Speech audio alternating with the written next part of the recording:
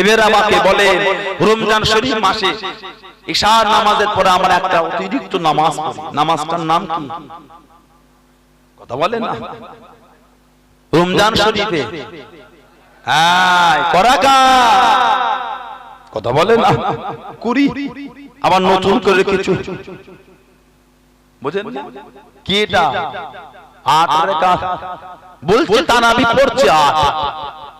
আল্লামা ইবনে হাজার আসকালানি রাহমাতুল্লাহ, আল্লামা ইবনে হাজার আসকালানি রাহমাতুল্লাহ বুখারী শরীফের শারা ফাতহুল বারীতে লিখেছে তারাবি তারবিয়াতান তারবিয়াতুল থেকে তারাবি। তারাবি 3 বৈঠকের অতিরিক্ত হলে নাম হবে তারাবি।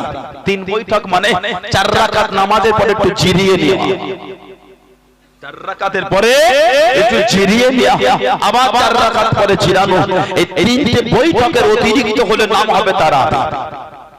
বলছে তারাবি পড়ছে, কাজের সাথে কথা মিললো।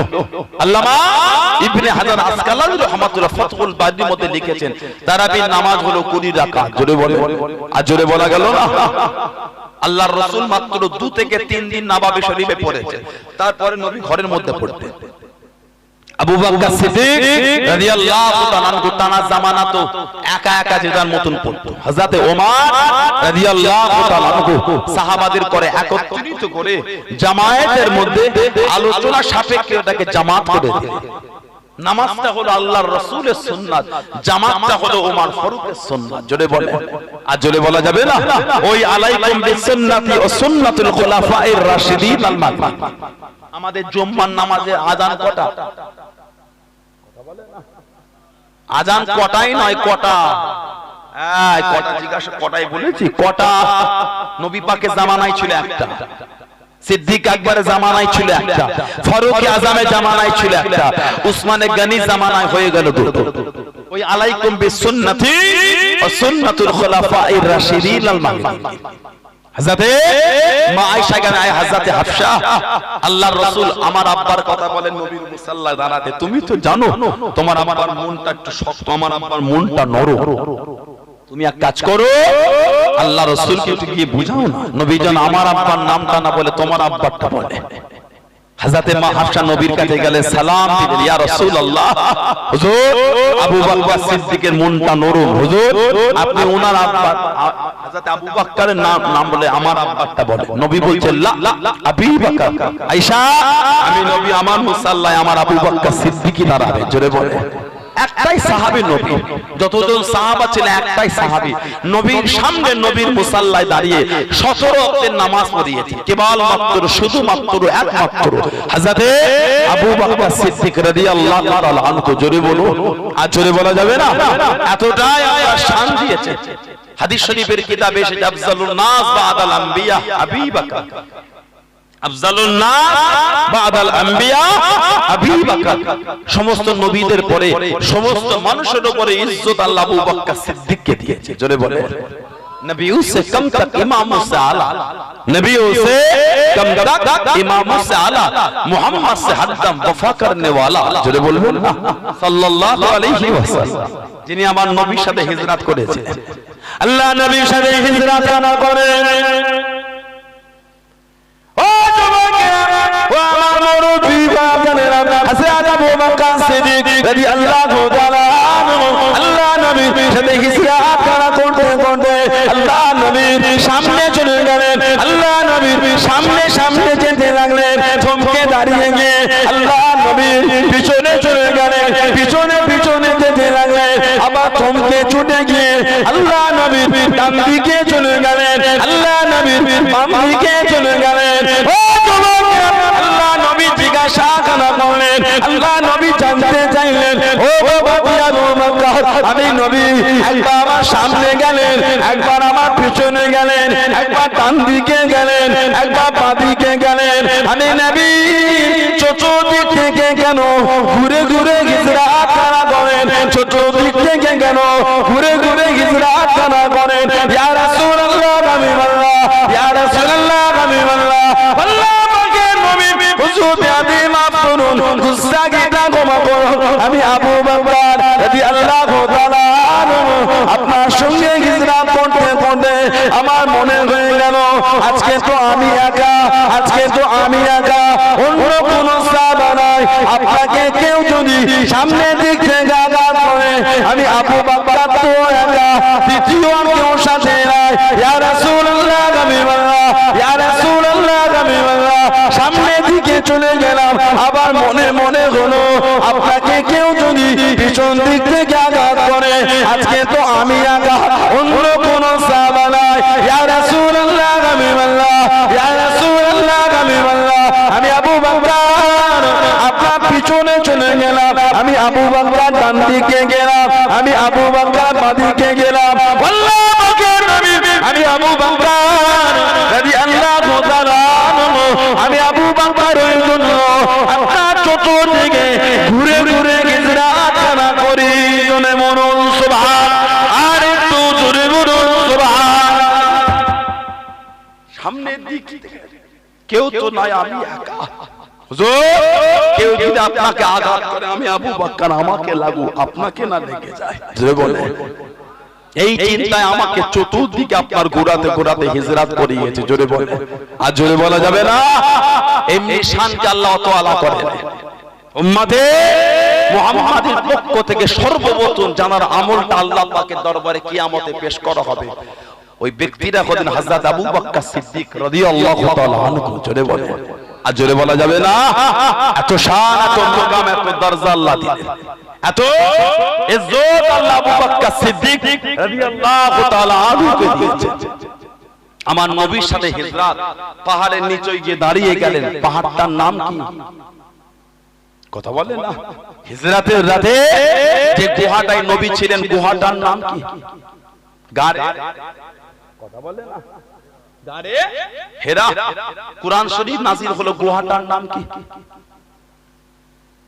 কথা বলেন না। দুটোই হেরা। কুরআন শরীফ নাযিল হলো, ওই গুহাটার নাম হলো গারে হেরা।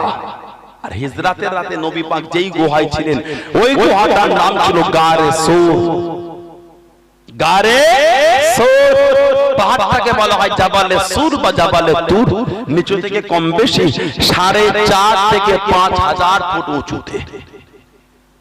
পাহাড়ের নিচে কি দাঁড়িয়ে গেল, ইয়া রাসূলুল্লাহ, হুজুর বিয়াদি maaf করি, হুজুর বিয়াদি maaf চাই, হুজুর দুজন মিলে যাওয়া যাবে না। এই বাদুর উপর থেকে দুজনে যদি হেঁটে হেঁটে উঠি, হুজুর দুজনের পায়ের ছোপ, দুজনের পায়ের রয়ে গেলে কাফের বেঈমানদের ধরতে অসুবিধা হবে না। হুজুর আপনি এক কাজ করে, হুজুর আপনি আমার কাঁধে ওঠেন। নবী পাকের নূরের হাতটা নিয়ে কাঁধের উপর থেকে পার করে বুকের কাছে জড়িয়ে নবী পাকের কদম শরীফটা হালকা করলেন। সিদ্দিক আকবর রাদিয়াল্লাহু তাআলা আনহু পুরো পা ফেলেন। কিতাব এসেছে বুড়ো আঙুলে টিপ দিয়ে আল্লাহর রাসূলকে কাঁধে করে নিয়ে 4.5 থেকে 5,000 ফুট উঁচুতে চলে গেলেন। জোরে বলে, আর জোরে বলা যাবে না। পুরো পা ফেলেনে কাফের বুঝতে পারবে বুড়ো আঙুলে টিপ দিয়ে উঠেছে। তারপরে কাফের গুলো গিয়ে পৌঁছেছে ওই গুহার কাছে। কে নিয়ে গেল? ইবলিস শয়তান। ইবলিস শয়তান ভালো করে সাজুগুজু করে ওদের পথ দেখিয়ে নিয়ে গেছিল। ওই গুহাটার কাছে গিয়ে সামনে একটা গাছ পড়ে আছে, মাকড়সার জাল, গিয়ে বলছে এই গুহার মধ্যে আছে। কাফের গুলো তলোয়ারটা বার করে বলছে এটাকে আগে দে তো, গতকাল থেকে খুব চালাচ্ছে, এর মধ্যে মানুষ থাকে, এর মধ্যে মানুষ জাল, সামনে গাছ পড়ে আছে, মানুষ ঢুকবে কি করে? আবু বকর সিদ্দিক রাদিয়াল্লাহু তাআলা আনহু কাফেরদের পায়ের গোড়ালি দেখছে আর উলঙ্গ তলোয়ার দেখতে পাচ্ছে। নবী পাককে জড়িয়ে ধরেছেন, হুজুর একবার যদি ওরান নিচের দিকে তাকিয়েছে দুজনকেই দেবে। নবী কি বললেন? আবু বকর লা তাহজান লা তাকাফ, ভয় পেও না, ওয়ালা তাহজান, পেরেশান হয়ো না। কি ভাবছো গুহায় তুমি আর আমি? না না, ইন্নাল্লাহা মাআনা, ইন্নাল্লাহা মাআনা। আবু বকর এই গুহায় তুমি আর আমি নয়, এই গুহায় আমাদের দুজনের সাথে আমার আল্লাহ এই গুহার মধ্যে আছে। জোরে বলে, আর জোরে বলা যাবে না। আল্লাহ কোরআন শরীফে বলেছে ইন্নাল্লাহা মাআনা, নিশ্চয়ই আমার আল্লাহ তিনিও আমাদের সাথে আছে। জোরে বলে সুবহানাল্লাহ। 3 দিন আর 3 রাত গুহার মধ্যে ছিলেন। মক্কা শরীফ থেকে বার হয়েছিলেন রাতের শেষ অংশে, গিয়ে পৌঁছেছিলেন দুপুরের একটু আগে। 3 দিন আর 3 রাত ওই গাড়ে সৌরের মধ্যে ছিলেন। কি খেতেন দুজনে? হাদিস শরীফের কিতাব এসেছে দুপুরবেলা আবু বকর সিদ্দিক রাদিয়াল্লাহু তাআলা রাখাল ছিল, রাখাল ওনার উপর হুকুম ছিল বকরি চড়াবার নাম করে বকরিটাকে গুহার সামনে নিয়ে যাবে। বকরি নিয়ে গেলে বকরির দুধটাকে দহন করে রেখে দিতেন পাত্রে, উনি বকরি চড়াবার নাম করে আবার ফিরে আসতেন। আবু বকর সিদ্দিক রাদিয়াল্লাহু তাআলা আনহু ছোট ছোট পাথরগুলোকে ভালো করে ধুয়ে পরিষ্কার করে রোদে রেখে দিতেন। রোদে ওই পাথরগুলো যখন গরম হতো ওই পাথরগুলোকে পাত্রে দিয়ে দিতেন। পাথরের গরমে দুধ গরম হতো, ওই দুধটাকে ছেঁকে আল্লাহর রাসূলকে পান করাতেন, নিজেও পান করতেন। জোরে বলে, আর জোরে বলা যাবে না? রাত্রিরে আবু বকর সিদ্দিক রাদিয়াল্লাহু তাআলা আনহুর আওলাদকে দুধ দিয়ে আসতেন। রাতে তো আর রোদ হয় না। আপনাদের এলাকায় রাতে রোদ হয়? রাতেরটা গরম হবে কি করে? কিতাবে এসেছে সিদ্দিক একবার বড় বড় পাথর একটাকে নিয়ে আরেকটায় ঘষতেন। পাথরে পাথরে ঘষে পাথরগুলোকে গরম করে ওই পাথরটাকে দুধের মধ্যে দিয়ে দিতেন। আহা, পাথরের গরমে দুধ গরম হলে ওই দুধটাকে ছেঁকে আল্লাহর রাসূলকে পান করাতেন, নিজেও পান করতেন। জোরে বলে, আর জোরে বলা যাবে না? এমনি আল্লাহ ইজ্জত এত আলা করে, আল্লাহ পাক সম্মান এমনি এত আলা করে। নবী পাক জানাকে বুকে করে জড়িয়ে নিয়ে শুয়ে আছেন। জোরে বলে, আর জোরে বলা যাবে না? তিনি ইন্তেকাল হওয়ার আগে ওসিয়াত করে গেলে, মারা গেলে লাশটাকে গোসল দেবে, কাফন পরাবে, জানাজা পড়বে। আমার জানাজা আল্লাহর রাসূলের রওজা শরীফের বাইরে রেখে দাফন করবে, কবরও করবে না। আল্লাহ নবীর রওজা শরীফের কাছে গিয়ে আমার তরফ থেকে বলবে, বাল্য জীবনের সাথে হিজরাতের সাথে আবু বকর সিদ্দিক ইন্তেকাল হয়ে গেছে। হুজুর উনি ওসিয়াত করেছে জানাজা পড়তে, দাফন করতে মানা করেছে। আপনাকে বলার জন্য বলেছে যদি অনুমতি দেন তো আপনার পাশে দাফন হবে, যদি না বলে দেন মদিনা শরীফের আম কবরস্থান জান্নাতুল বাকিতে হবে।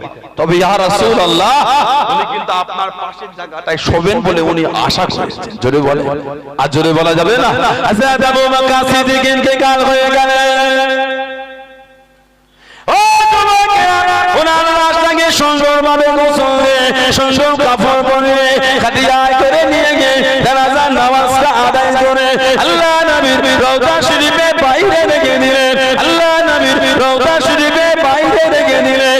ও তোমাকে আল্লাহ নবীর রওজা শরীফে কাছে চলে গেলেন। আসসালাতু আসসালামু আলাইকা ইয়া রাসূলুল্লাহ হাবিবাল্লাহ, ইয়া রাসূলুল্লাহ হাবিবাল্লাহ, হুজুর আপনি মাফ করুন, গুস্তাখিটা ক্ষমা করুন। আল্লাহ পাকে নবী হুজুর আপনি মাফ করুন, গুস্তাখিটা ক্ষমা করুন। আপনার বাল্য জীবনের সাথে আপনার হিজরাতের সাথে হযরত আবু বকর সিদ্দিক রাদিয়াল্লাহু তাআলা আনহু ইন্তেকাল হয়ে গিয়েছে। ইয়া রাসূলুল্লাহ হাবিবাল্লাহ উনি ওসিয়াত করে দিয়েছেন ওনার লাশটাকে গোসল দিয়ে সুন্দর কাপড় পরে খাদিজায় করে নিয়ে গিয়ে জানাজার নামাজটা আদায় করে আপনার রওজা শরীফের বাইরে রাখার কথা বলে দিলেন। ইয়া রাসূলুল্লাহ হাবিবাল্লাহ, ইয়া রাসূলুল্লাহ হাবিবাল্লাহ কবর করতে মানা করলেন, দাফন দিতে মানা করলেন। আপনাকে বলার জন্য বলে দিলেন যদি আপনি হুকুম দেন আপনার পাশে জায়গাটায় দাফন হবে, আপনি যদি না বলে দেন মদিনা শরীফের কবরস্থান জান্নাতুল বাকিতে দাফন হবে, তবে ইয়া রাসূলুল্লাহ হাবিবাল্লাহ আল্লাহ পাকের নবী তবে আপনার পাশে জায়গা নাই শোবেন বলে আশা করে দেন। ও তোমাকে আল্লাহ পাকের হুকুমে আল্লাহ নবীর রওজা শরীফের ভেতর থেকে শব্দখানা বেশে বেশে চলে আসলো, শব্দখানা বেশে বেশে চলে আসলো। উদখুলুল হাবিবা ইলাল হাবিবি, উদখুলুল হাবিবা ইলাল হাবিবি। ও আমি রাসূলুল্লাহ আমার বন্ধুকে আমি নবী আমার পাশে দে দাফন ওখানা করে দাও। জোরে বলুন সুবহান, আর একটু জোরে বলুন সুবহান।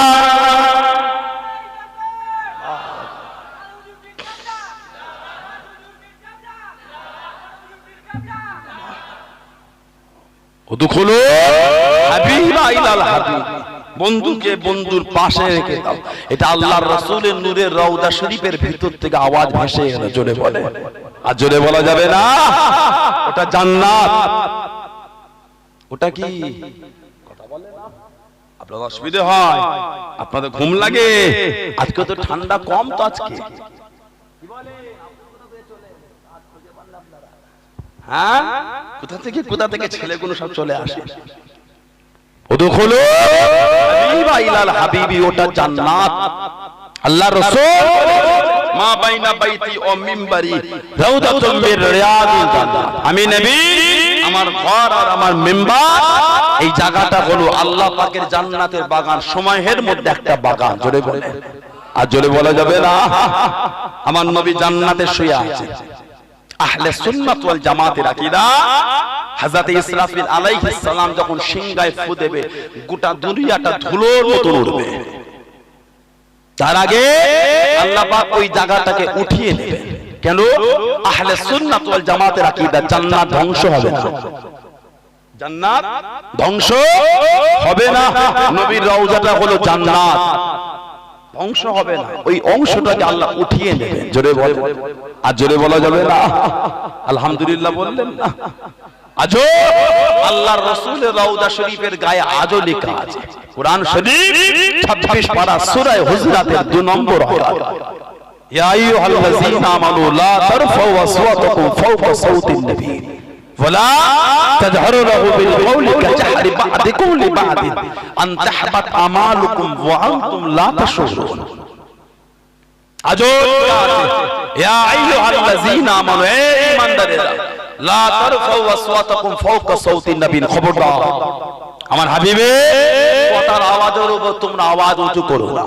ওয়ালা তাজহারু লাহু বিল কওলি কাজহরি বা'দিকুম লিবা'দিন, যেমন তোমরা একে অপরের সাথে কথোপকথন করো ওইভাবে তোমরা আমার হাবিবের সাথে কথা বলো না। আন তাহবাত আমালুকুম, আন তাহবাত আমালুকুম, তোমাদের জীবনের আমলগুলো এমন করে সব ধ্বংস হয়ে যাবে। ওয়া আনতুম লা তাশউরুন, তোমরা কিছু বুঝতেই পারবে না। নবীর কথার আওয়াজের উপর আওয়াজ যদি জোরে হলে এই আয়াত নাজিল হয়, নবীর শানে গুস্তাখি করলে কি হবে? কথা কিছু বুঝতে পারছেন না? এই আয়াত নাজিল হলো, এই শানে নজুলটা কি? হযরতে আবু বকর সিদ্দিক আর হযরতে ওমর ফারুক রাদিয়াল্লাহু তাআলা আনহুমা, এই দুজনকে নবী দায়িত্ব দিলেন সেনাপতি ঠিক করতে। দুজন সেনাপতি ঠিক করে ইনি বলেন এটা, উনি বলেন এটা। নবী পাকের সামনে খালি কথাটা একটু জোরে হয়ে গেছিল। আমাকে একটু বলেন, আবু বকর সিদ্দিক আর উমর ফারুক রাদিয়াল্লাহু তাআলা আনহুমা নবী পাকের সাথে বিয়াদবি করবেন বলে মনে হয়? কথা বলে না। ওনাদের অন্তরে নবীর সামনে বিয়াদবি আছে বলে মনে হয়? আবু বকর সিদ্দিক নবী পাকের যত সাহাবা ছিলেন সবার মধ্যে একটা। আল্লাহ নবীর সামনে নবীর মুসাল্লায় 17 ওয়াক্তের নামাজ পড়িয়েছে। জোরে বলে। আর ওমর ফারুক নবী পাকের যত সাহাবা ছিলেন সবার মধ্যে উনি একাই একটা। আল্লাহর রাসূল কাবা শরীফের গিলাফ ধরে নাম ধরে কেঁদে কেঁদে দোয়া চেয়েছে, আল্লাহ আপনি ওমর ইবনুল খাত্তাবকে দিলে ফিরিয়ে দেন। যতজন সাহাবা ছিলেন একটাই সাহাবী হযরত ওমর, নবী কাবা শরীফের গিলাফ ধরে কেঁদে কেঁদে আল্লাহর কাছে চেয়েছেন। জোরে বলেন। এই দুজন সাহাবা নবীর সাথে বিয়াদবি করতে পারবে বলে মনে হয়? কথা বলে না। তারপরও আয়াত, লা তারফাউ আসওয়াতাকুম ফাওকা সাওতিন নবী, খবরদার হাবিবে কথার আওয়াজের উপর তোমরা আওয়াজ উঁচু করো না। ওয়ালা তাজহারু লাহু বিল কওলি কাজহরি বা'দিকুম লিবা'দিন, যেমন তোমরা একে অপরের সাথে কথোপকথন করো ওইভাবে তোমরা আমার হাবিবের সাথে কথা বলবে না। আন তাহবাত আমালুকুম, তোমাদের জীবনের আমলগুলো এমন করে ধ্বংস হয়ে যাবে। ওয়া আনতুম লা তাশউরুন, তোমরা কিছু বুঝতেই পারবে না। এবার একটু আমাকে বলেন, কথার উপর যদি আওয়াজ ধরে হলে এই আয়াত হয়, নবী পাকের সামনে গুস্তাখি যারা করছে তাদের কি হবে? নবী মানুষ, আমরা মানুষ, নবী যেমন আমরা তেমন। নাউজুবিল্লাহ বলেন, আস্তাগফিরুল্লাহ বলতে পারেন না? জোরে বলতে পারেন না? আছে না নাই সমাজে? কথা বলে না। বেশি আবার বললে দলিল দেয়, কুল ইন্নামা আনা বাশারুম মিসলুকুম, এই তো আল্লাহ কোরআনে বলছে, কুল ইন্নামা আনা বাশারুম মিসলুকুম। হাবিব আপনি বলে দেন আমি তোমাদের মতন মানুষ, আমি তোমাদের মতো মানুষ। আল্লাহ পাক নবীকে বলতে বলেছেন, আমাদের বলতে বলেছেন? কথা বলেন না। আল্লাহ নবীকে বলতে বললেন, আমাদের বলতে বললেন? নবীকে তুমি বলছো কেন? নবীকে আল্লাহ পাক এটা বলার কারণ কিছু কিছু তাফসীরের কিতাব এসেছে কেউ কেউ নবীকে ফেরেশতা বলতো, কেউ কেউ নবীকে যে তোমার দ্বারা সম্ভব আমাদের দ্বারা সম্ভব না, এত ইবাদত আমরা করতে পারি, তুমি তো ফেরেশতা, তুমি তো ফেরেশতা। আল্লাহ পাক বলে দিলেন, নবী বলে দেন আমি তোমাদের মতন মানুষ, ফেরেশতা নয়, আমি মানুষ। তুই মানুষ মানে নবীকে তুমি নিজের মতন মনে করছো কেন? এতগুলো মানুষ আমরা এখানে আছি, জীবনে একবার হলো টিভির সামনে দাঁড়িয়েছি, কথা বলে না, জীবনে একবার হলো টিভির সামনে দাঁড়িয়েছি, নবীর জন্য ওই বিশ্বাসটা রাখেন? কথা বলে না। জীবনে একবার হলো আমরা গান শুনেছি, শুনিনি? শুনিনি? নবীর জন্য ওই বিশ্বাসটা রাখেন তো নাকি? কথা বলে না। জীবনে এতগুলো মানুষ আছে, 50% লোক একবার হলো লটারি কেটেছে। এখন তো চার দোকানে লটারি বিক্রি হচ্ছে, বড় জায়গা লাগে না, এইটুখানি টেবিল লাগে, আর একটা চেয়ার আর এইটুখানি টেবিল। সারাদিন মাঠে ঘাটে খেটে রাত 3টের সময় উঠে সবজির ব্যবসা, পটলের ফুলে ফুল থাকা, এখন আবার টমেটো ঝিঙে সবজি কত কষ্ট করে গাদামারা হাটে নিয়ে গেল, রন্ধনগাছা বাজারে নিয়ে, ময়না হাটে, মাধবপুর বাজারে,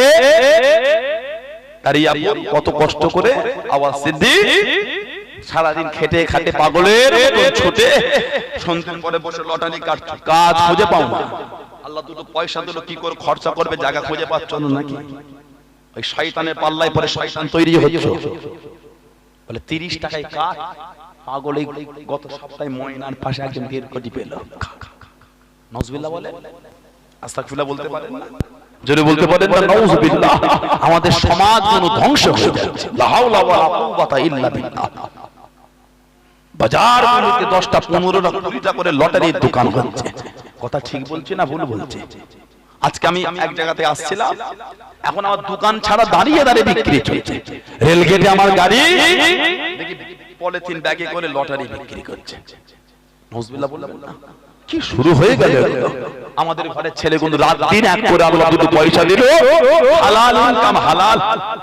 মাথার ঘামটা পায়ে ফেলে ভ্যান চালিয়ে সেই আবাসিনী চৌমাথায় গিয়ে সবজিটা বিক্রি করে এলো। হালাল ইনকাম না হারাম?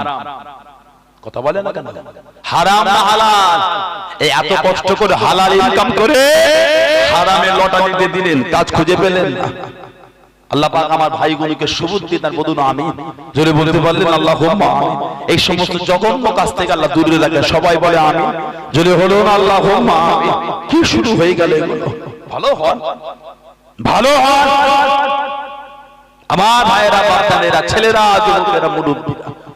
আমাদের সমাজে কিছু কিছু আছে লটারি কাটে। নাউজুবিল্লাহ। নবীর জন্য এই বিশ্বাসটা রাখেন নাকি? নবীও মানুষ, আমরা মানুষ, নবীও যেমন আমরা। আস্তাগফিরুল্লাহ বলতে পারেন না?